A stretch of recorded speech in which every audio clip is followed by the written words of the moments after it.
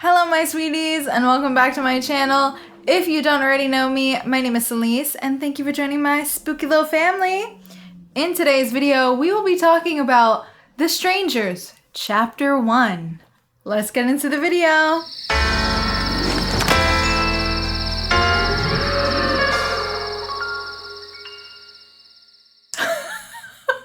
Hey Spooky. Hello. So how are you feeling? You still have your headache or whatever?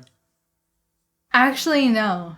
I did earlier, but it has subsided. Thanks to Excedrin. Hell yeah. Please sponsor me. I had a headache actually, funny enough, the other day. Yeah, it's been rough this week. It's a change in the weather. Lots of headaches, 2 migraines. And also because we killed that bottle of tequila together the other day. We did that on Sunday, and then headache, migraine. I was so hungover. I don't know if you guys ever seen a head-adjacent person vomit, but it's not a fun sight. Yeah. Speaking of headaches, today we're talking about a movie that gave me a headache. And that is The Strangers, Chapter 1. You want to tell us what this one's about? I do. Directed by Rennie Harlan, starring Madeline Petch and Froy Gutierrez, The Strangers Chapter 1 follows a couple whose car breaks down while they are driving cross-country to begin a new life in the Pacific Northwest. They are then forced to spend the night in a secluded rental where they are terrorized from dusk till dawn by 3 masked strangers. Funny enough, so before we start, Spooky and I were like, damn, should we do this spoiler-free or should we have spoilers in this video? And we kind of are going to be doing both because if you've seen the original movie, those are the fucking spoilers. You know, that's the spoilers right there. It's just the same movie, but worse. Yeah. The movie had no sauce, like unseasoned chicken movie. This is a very interesting movie because when I saw it directed by Rennie Harlan, I'm like, okay, Rennie Harlan's a well-respected director. He's not a nobody. He has directed Deep Blue Sea and Mindhunters, which is a film that I absolutely love and talked about a few videos ago. And he seems to do well in the horror genre. He's not my favorite. He's not one of my favorites, but he seems to know what he's doing. People like his work. I'm not sure what happened here. This movie is interesting. So before we talk about The Strangers Chapter 1, Cornelius did give his thoughts on The Strangers 2008. And I am a fan of 2008. I think it's a good movie. It's a great home invasion horror movie, a subgenre that is very scary for a lot of people. Because literally a stranger invading your home is very scary. It's very scary to me. Totally get it. This movie is weird because we went into this thinking this was a prequel to this film. Now, Cornelius had told me this was a prequel, and I was like, how does that make sense? It looks modern in the trailer. I don't understand. And then when we watched the movie, she had an iPhone. So then I was like, this cannot be a prequel. No. She had a Samsung A50. Oh, I thought she had an iPhone. No, it's like the most busted, sorry, I don't mean to hate on Samsung A50s for everybody in the audience. It's like a super budget-friendly Samsung. It's actually a very spec-heavy phone for the money. Anyway, that's not the point of this review, though. This became a tech channel. I feel like I'm getting Bernstein Baird here. This is very bizarre. Right? It said, everybody in the audience, please, tell me, did you think this was a prequel too? Because I read, not just on Twitter, I actually did research. It's weird because they were saying prequel for so long, and then in every single interview I've seen now with Madeline Petch, she has been calling it a retelling of the original film. And I'm like, was this a prank? I don't know. Did you guys say prequel so people could get in the seats? I don't know. I know I wouldn't have gone if it was marketed as a retelling. I would just watch the first one. So, I, want to be really honest about my thoughts here. I have a lot of things to say. I don't really feel like shitting on the director per se. I know he's competent, and I'm open to seeing what he does with Chapter 2 and Chapter 3.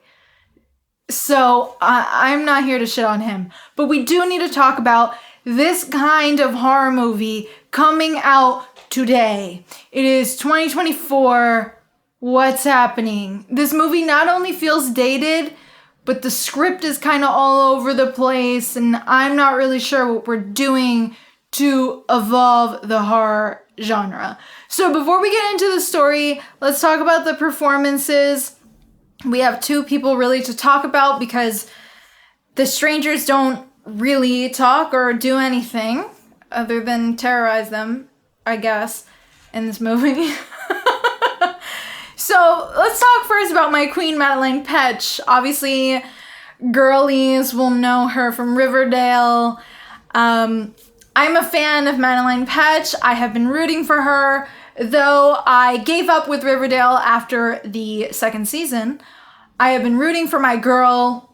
Love her. I think she's great. She carries this movie on her back.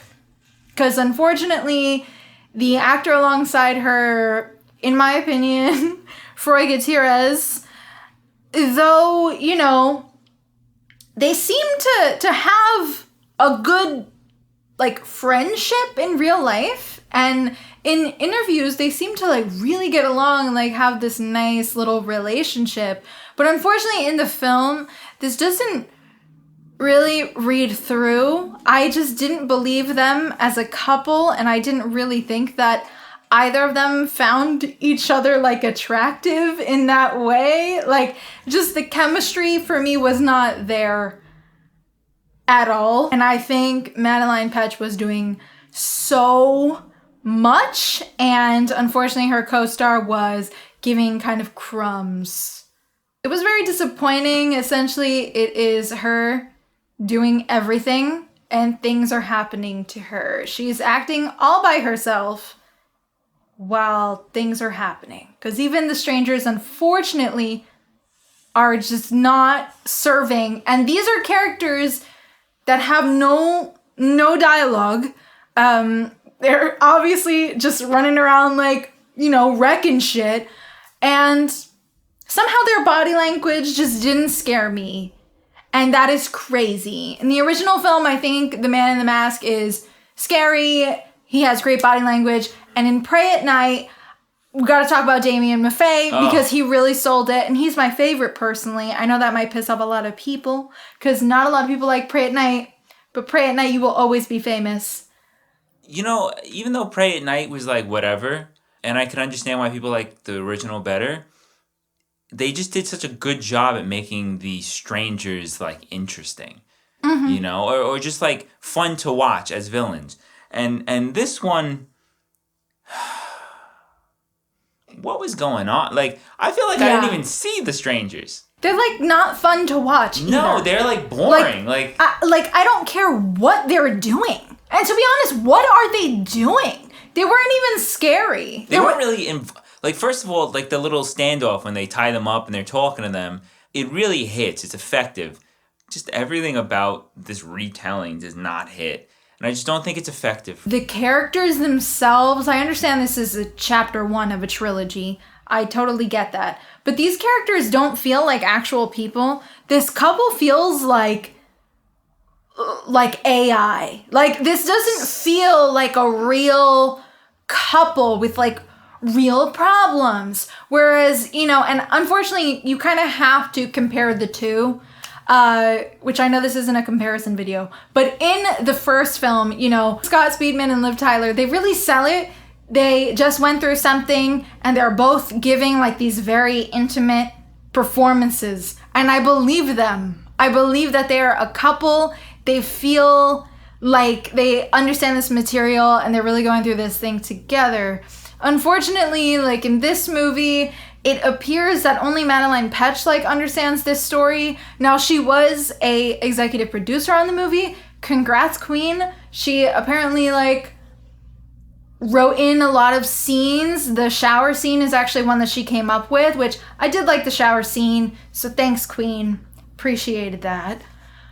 But unfortunately, there's just like no chemistry. And you know what? You just can't make it happen. You can't make it happen, especially if the characters are just so boring and they have nothing. There's no meat. What do these people do? I don't know. They're moving or whatever. She's gonna move because she's got like a job. What does she even do? I don't remember. What does he do? I don't remember. The only thing I do remember is that she's a vegan because they mention it 1,000 times. And when they go up to this place, everybody's like, huh, a vegan? I like how it has no bearing on the story either. It doesn't like they mention matter. it 500 times in the first act, and then it never relates to anything else for the rest of the movie. Like, it just doesn't matter. She's not even like afraid to like hurt people or anything like maybe like, you know, it was one of those kinds of things. But no, she's just a vegan. And none of it matters. One thing that I did find interesting is that apparently all 3 of the films were filmed at the same time. Oh, no. Over the course of a 52-day shoot. Oh my God. So apparently, Madeleine Petsch would film scenes for the first film in the morning and scenes for the second in the afternoon, commuting to many different locations several times a day. So I just know she was absolutely exhausted. And I think there's just a mistake here. Also, apparently, the original script, 280 pages or 260 pages, I don't know. It's on IMDb. But apparently it was that. She received the script and was like, whoa, this is really long. And they basically told her, don't worry, we're doing this in like 3 parts. Whatever, do you want to be a part of it? What's happening? And also, if you want us to want more, right? This is a trilogy. You would think you would start your film off with a bang. Unfortunately, this is a lot of like characters. They're not even really running from the strangers, which is very bizarre. There's like a scene where, and this is early on when they first come in, they're stuck in the bedroom and the man in the mask like makes a whole, you know, kind of like the here's Johnny thing. And he's just like looking at them. And he just walks away. He's just looking at them and then he just walks away and they're just like sitting there crying. What is that? And it's not even scary. It's like, and where did they go? There is no tension whatsoever. Like, oh, I just made a hole in the door. Bye. There's really not a lot to say here. The set, I guess it's fine. The way that the film looks, I don't think it looks great. I have to be very honest. I found the film to be very flat looking in comparison to the original film and even Pray at Night, where they both kind of have these warm, kind of inviting vibes. There's a lot of warm lighting in the first Strangers. I actually really love the way that one looks. And then in Pray at Night, there's that warm lighting. And then, of course, we get like a lot of nice like neon lights and cool things going on, like the pool scene. And like everything is very like aesthetic in Pray at Night. Unfortunately, like this one, no aesthetic. It's a very digital looking movie. Yeah. It's so plain and flat and like not interesting at all. You could have lit Madeleine Petsch so powerfully. She has this gorgeous like red hair. Please light her nicely. What is that? What is with the lighting? Like it's so flat. Like there's no tension. Like it had really no character. That really is the whole thing. Because the first film and Pray at Night have a lot of character and I just didn't feel that here at all. A lot of nonsense going on in this movie. They were doing a lot of little nods, I guess, to the first film. They play the song that's in the first film. They do a bunch of little nods, you know, like not effective. Them kissing and about to like have sex and whatever. Not effective. Obviously, of course, we get the whole like Ryan ends up shooting Joe because he thought it was the man in the mask, and then like Scott Speedman's character ends up shooting his bestie, the man in the mask. Totally get it. Not effective. Not effective. Not at all like the original film. The original film, when that happens, you're like, It's like so scary, actually. And the way it's done is so perfect. I gotta say, though, watching the original, it's so distracting to see Dennis. Like, I can't see him as anybody else but Dennis Reynolds. Like, it's so fun. Every time I see him, I'm like, holy shit, the gang's here. Every time he pops up, I go, what? I'm sad, actually, because Pray at Night, I think, is really fun. And I think it's one of those movies that's very rewatchable. And obviously, it has a great score. It gets a bad rap. It does. What's going on with this movie? The music sucked. I'm sorry? The Strangers are always getting lit. They're always getting lit to music. This music was ass. There was one song that was okay. I don't remember the name of it, though. Probably the song from the original. That's the only one that's good. No, it's a different one. I Shazammed it in the middle of the theater. I have it in one of my playlists. I think I might put it in the party playlist. I want the next two movies. We don't have too much to say. No, I I'm want done. the next two movies to be good for Madeline Petch because Give she her a was win. good. She was good. Like She was. she just did too sells much. fear so well. She was so great. I'm not one to like be like, oh my god, her scream was great, but it really was, and she has scream queen potential. So just if she wasn't doing all the work, maybe it would have been a good movie. So look. Is there anything else you got to say about this? No. Movie? Okay. I feel the same. So I was gonna ask you, what are you giving this one? Oh my god. Because this was an incredibly generic screenplay, and there's essentially only one person doing work here. I am going to be giving The Strangers Chapter 1, I'm very sorry. Actually, I'm not sorry. I'm going to be giving it 1 Lev out of 5, and the 1 Lev is really for my girl. That's it. Solid. I was struggling with this one because it's certainly not the worst movie of the year. That is Night Swim.